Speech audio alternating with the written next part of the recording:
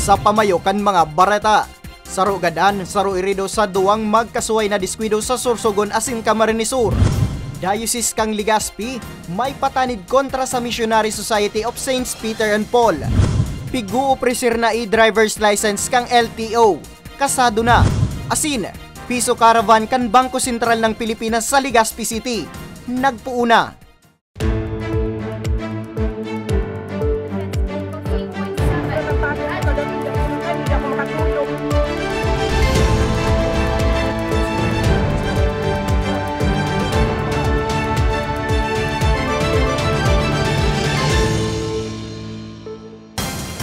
Maray na hapon, Martes, Hulyo 18, taong 2023. Kunin ang mga baretang Tatak Bicol.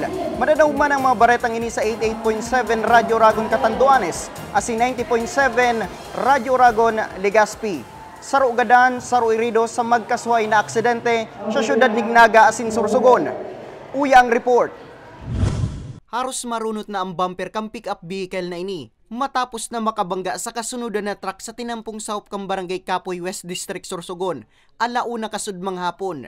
Sigun kay Police Lieutenant Colonel Jeric Don Sadja, hepe kang Sorsogon City Police Station, gikan ang pick-up sa syudad ning Legazpi, asin pasiring kotang Sorsogon, alagad man tang pigbabaybay ang pakurbadang porsyon kang nasabing tinampo.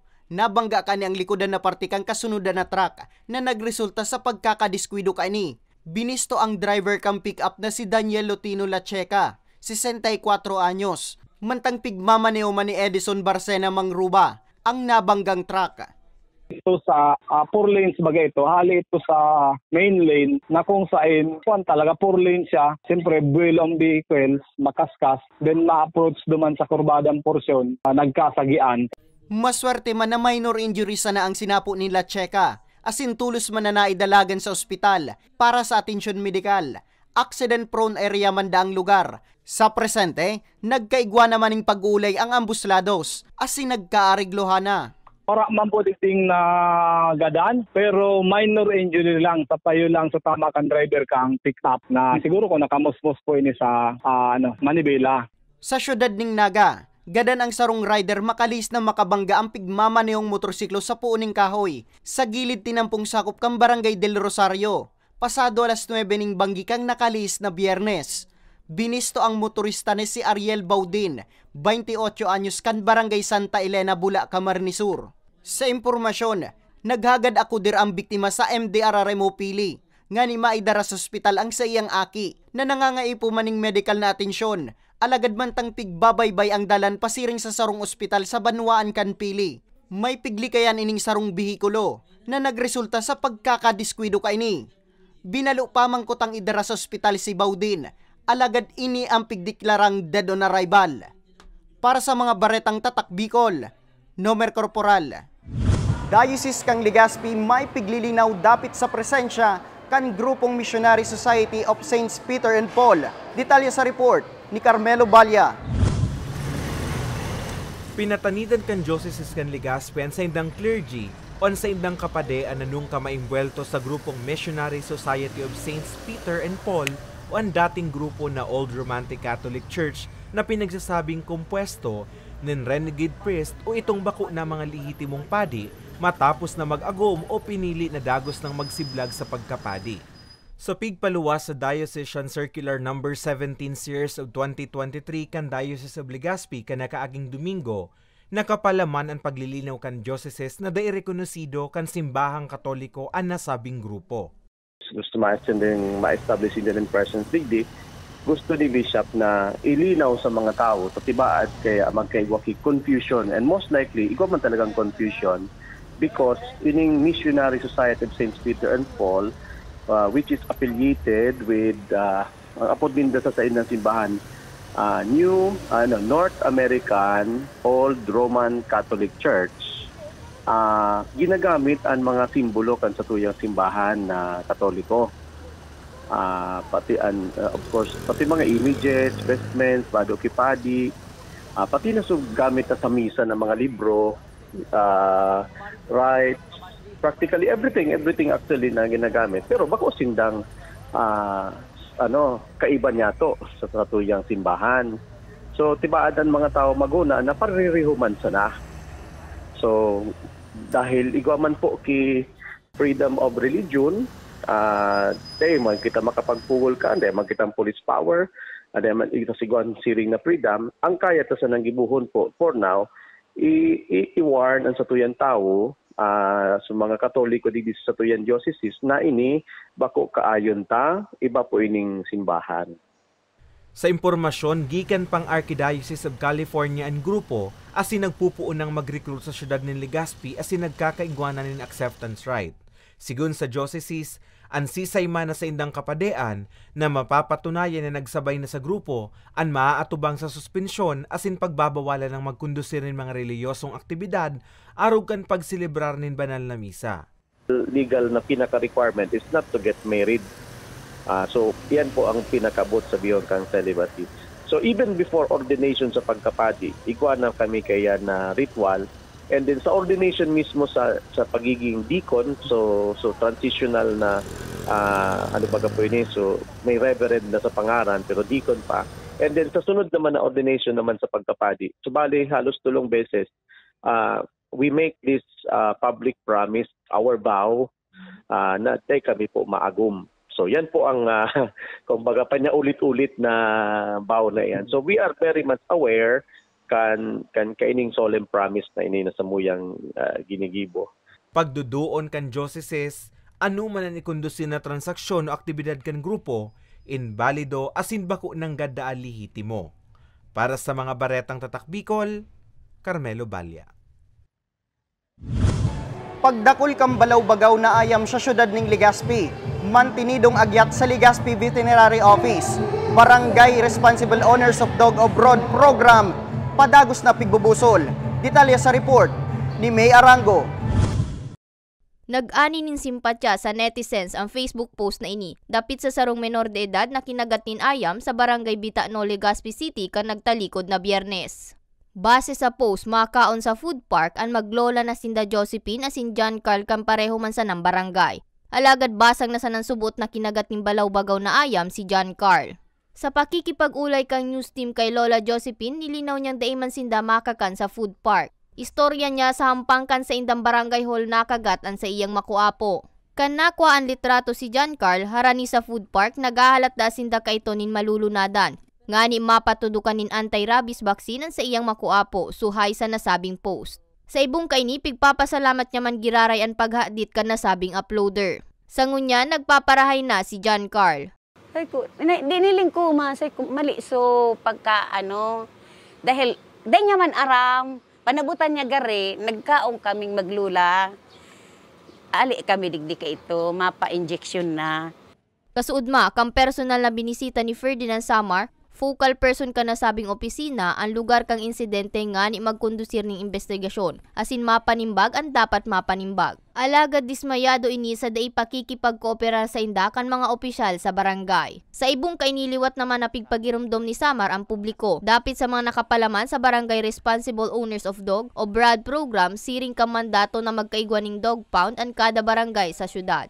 Nakikita naman po talaga ng ng ating mga barangay official kung ano pong nangyayari sa barangay. Sila pong nakakaalam kung anong meron sa barangay nila. Kaya ayoko naman po magsabi ng patapos, pero ngayon pa nga lang po, ang dami ko na papunta pa lang ako rito, ang dami ko nang nakitang mga galang aso. Na dapat po sila po mismo ang nagsasaway at nag-iikot para sabihan po itong mga aso, mga dog owners, na itali po yung mga aso nila. And then, at meron po tayo, nakalagay rin po sa ordinansa, na lahat po ng aso is dapat nakarehistro. Sa presente, Mayo pamandaang na biktima nin rabies sa syudad.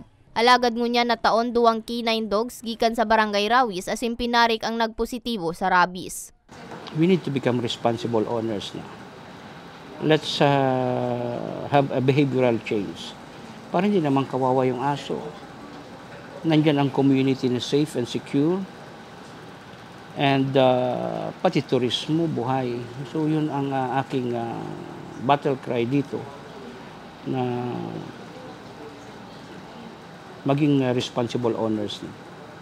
Mientras tanto, total na 30,000 na ayam ang rehistrado sa City Veterinary Office, gikan sa 70 barangay kan syudad. May pinakahalangkaw na bilang ng bakunadong ayam ang Barangay Taysan. Mantang pinakahababa ang barangay sa sentro ng Legazpi, urog na sa Barangay Baybay. Para sa mga baretang Tatak Bicol, May Arango. E-driver's license kang LTO, kasado na. Asin, piso caravan, pinanginotan kang Bangko Sentral ng Pilipinas sa syudad ng Legazpi. Yan na siniba pang bareta sa samuyang pagbabalik.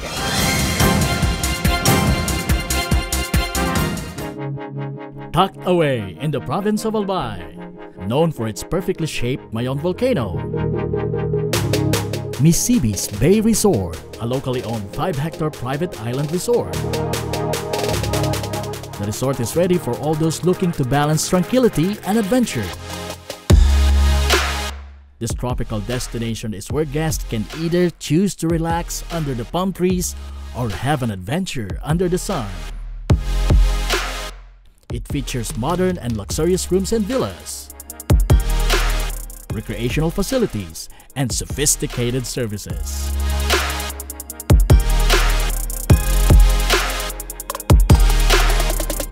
Come and experience Misibis Bay Resort, your tropical island getaway.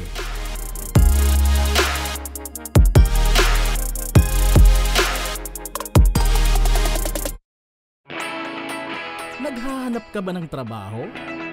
Marunong ka bang mag-shoot ng video? Mag-edit? Magaling ka ba sa social media? Willing ka bang matuto? Graduate ng journalism o may alam na sa media? Apply na dahil naghahanap kami ng videographers para sa Camarines Norte, Sorsogon, Camarines Sur, Catanduanes at Masbate. Ipadala ang inyong resume sa actioncallcenter@gmail.com at maging pinakabagong miyembro ng aming team. Tara na! Apply na!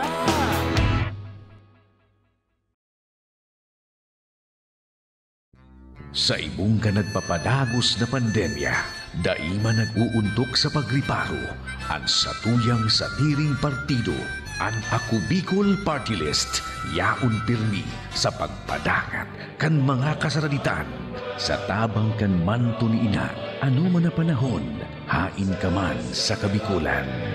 Viva la Virgen! Viva Nuestra Señora de Peña Francia!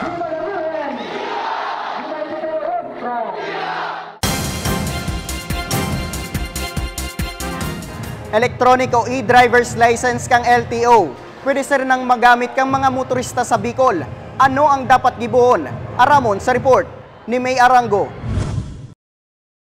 Matapos ang naging kakapusan sa plastic driver's license card sa maabot na Hulyo 25, mapuon nang mag-issue ng Electronic e-driver's license o EDL ang Land Transportation Office o LTO.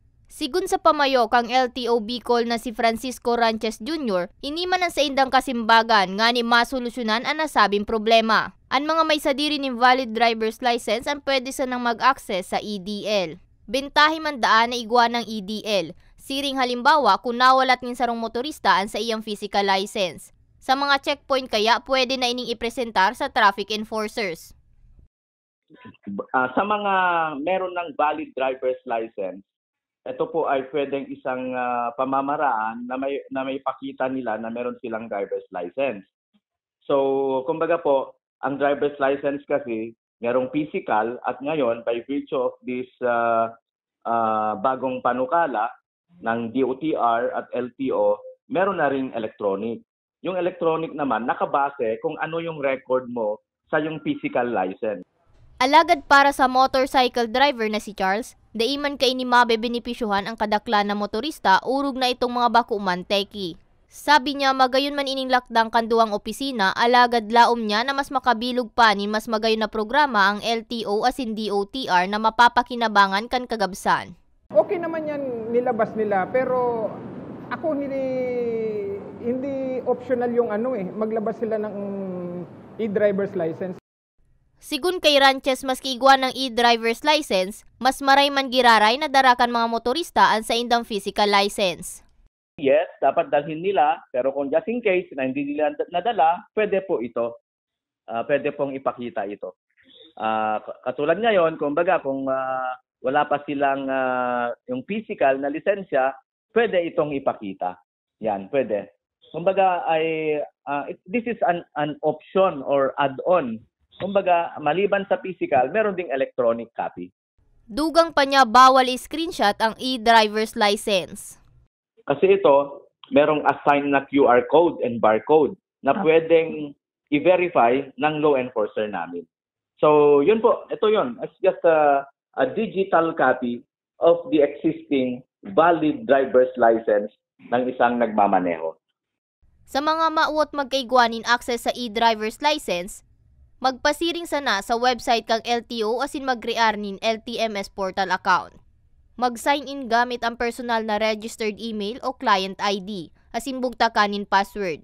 Asin i-click ang digital ID button nga ni mahiling ang lisensya. Para sa mga baretang Tatak Bicol, May Arango.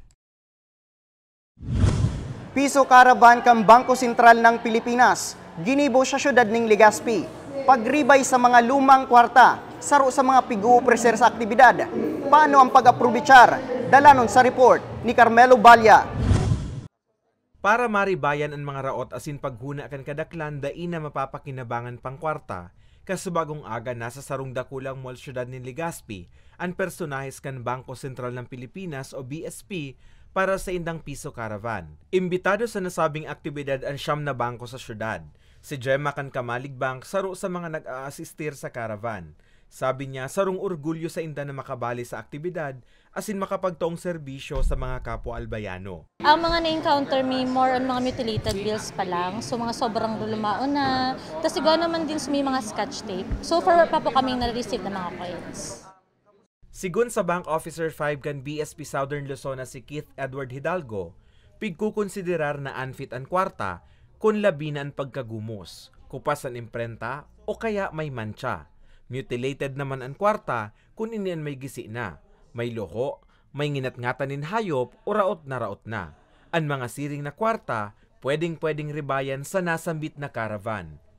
We are lucky kasi yaon mo niyan ang mga partners ta from the Albay Bankers, yaon man po ang BSP, para BSP Legazpi branch para po examine and tayan. Take this opportunity. It's not every day na yaon po sa mga araw kaning establishment ang BSP at mga bangko. Take the opportunity. Come, bit-biton nindo yan, dawa pirang sako pa yan, dawa pirang plastic pa yan. Let's see on how you could appreciate na ini pala mga kasaraditan na niyo mga barya-barya, dakol pa pala na madudumanan. Iniyan primerong Piso Caravan na pigkundisir sa Albay. Sigun kay Hidalgo, apwera sa Piso Caravan, may account opening activity man na pig-uuprisir sa aktibidad para sa mga maawot magbukas ng e-wallet account katuwangan sa indang financial service provider. May financial learning session man na piggibo para sa mga maawot na magkaigwanin dugang nakaaraman dapit sa kwarta. Magayon kayan, you could also ask the banks, ano pa yung others aside from this that we are offering? Baka gusto man nila maghapot kung ano mga products and services kaning mga bangko niyan. So it is also an opportunity for them to ask also to the banks. Ngunya na aldaw kan magpunan Piso Caravan, asin madurar sundo 21. Bukas inipon alas 8 nin aga, sundo alas 4 nin hapon. Para sa mga baretang Tatak Bicol, Carmelo Balya. Embarcadero de Legazpi, pigsilibrarang sa indang ika-14 anibersaryo. Bagong logo kang edipisyo, sabay na pigpresentar sa anibersaryo. Uyang report. Sa ika-14 anibersaryo kang Embarcadero de Legazpi kasudma, naging highlight ng ang bagong logo kang edipisyo. Sigun sa marketing head kanina si James Alejandro Tawag, parte ang bagong logo kang rebranding kang Embarcadero de Legazpi. Gikan sa pagiging mallpon kan taong 2010, ngunyan sa ning business center. Yung Embarcadero talaga is IT park as originally planned. Ano po? So ngunyan po, piga-implementa po ang original plan as the business center, and this is the premier waterfront business center in Bicol. As you observe, dakulong kitang mga BPOs. Ano po, mostly of our tenants na yaon sa Laog is BPO companies po siya. And at the same time, we have several government agencies na yaon po dito po sa bisinidad kang Embarcadero de Legazpi building. Apwera sa bagong logo, Sabay-sabay man pigbalikan kan mga staff asin pamayo kang edipisyo, an mga agi-agi kang embarkadero sa mga nagtalikod na taon. Arog kan mga proyekto asin programa ninda na nagkaigwaning ambag, urog na sa komunidad. May God guide us in everything we do at Embarcadero. Once again, thank you for honoring Embarcadero de Legazpi with your presence, and to all our distinguished guests. Thank you for joining us today as we mark this Embarcadero de Legazpi 14 years and memorable occasion. Kabali sa selebrasyon ang 60 tenants kang edipisyo. Presente man sa selebrasyon ang mismong presidente kang Sunwest Inc. na si Aderma Angeli Alcazar, asin ang pamayo kang Embarcadero Land Ventures Inc. na si Annelyn Sumanga. This Embarcadero, you are already here. Thank you so much to you. The resilience that we had. Daanan man tayo ng bagyo, ng baha, pumuputok si Mayon Volcano, nandito pa rin tayo and we are going strong. Elevated Embarcadero de Legazpi to a whole new level of success.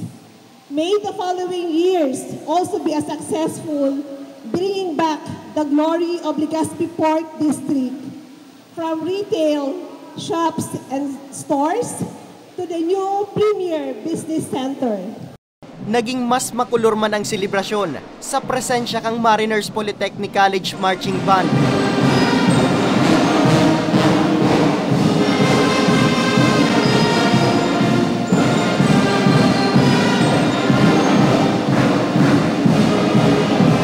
May local talents man na nagpahiling kan sa indang tibay.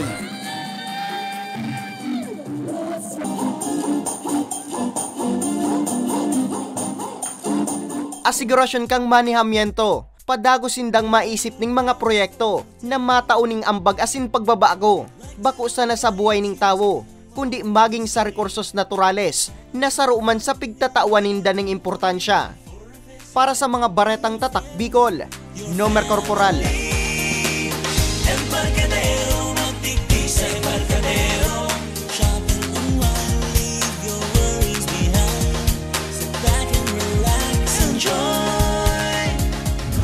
Asin yan ang katripunan kan mga istoryang tatak Bicol.